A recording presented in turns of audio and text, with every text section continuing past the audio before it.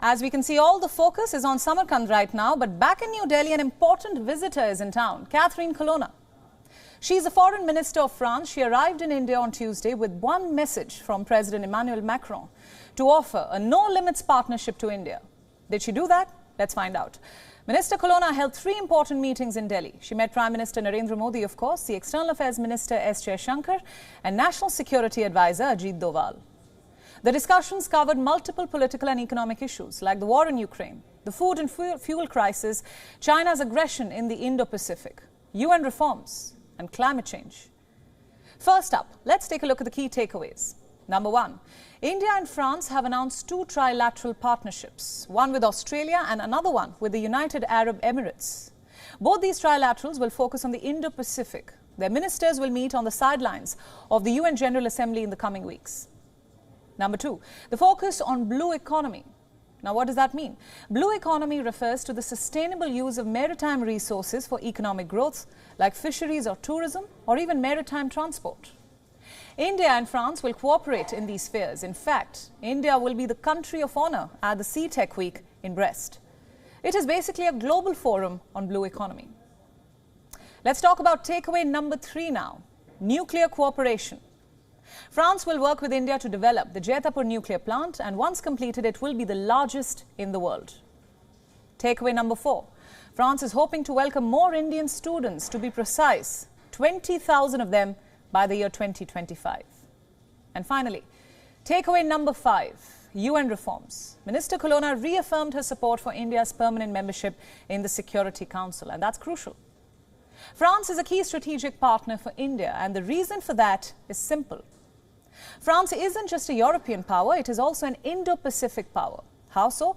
Because of this tiny island that you can see. It is an overseas territory of France called Reunion Island.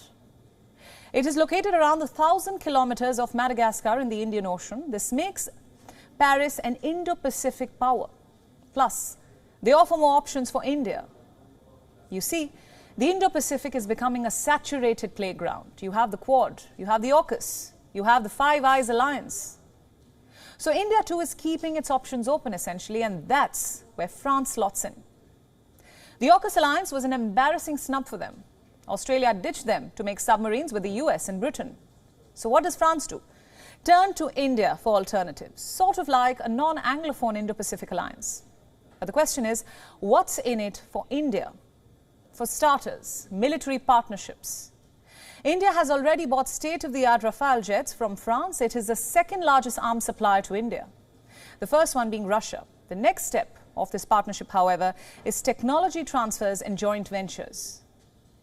French company Safran is setting up an engine facility in Telangana. It will be used to maintain, repair and overhaul aircraft engines in particular. The investment is worth $150 million. It is expected to create 1,000 skilled jobs. Another venture is the submarine production sector. India and France are cooperating on the P-75 submarine project. Minister Colonna visited the Mazgaon dockyard to review the progress. So clearly, the trajectory is good. Defence purchases first, joint ventures next. This partnership could also drive India's relationship with Europe. Since Brexit, the European Union has only one nuclear power, and that's France. Think about that. So Emmanuel Macron has considerable influence over the EU. That benefits India when it comes to trade deals in particular, strategic cooperation or just diplomatic support. I know it sounds like a perfect bilateral relationship, but that's just a myth in geopolitics. Every bilateral relationship has its differences. The question is, how do you minimize them? For India and France, there are two such issues, China and Russia. Initially, President Macron was non-committal on China. He saw Beijing as a competitor, not a rival. But China's tacit support for Russia's war has toughened his position, and that reflected in the foreign minister's statement. She said that India and France share the same concerns on challenges linked to China. So that's one difference, minimized. What about Russia? France has openly condemned and sanctioned Russia. India has done neither.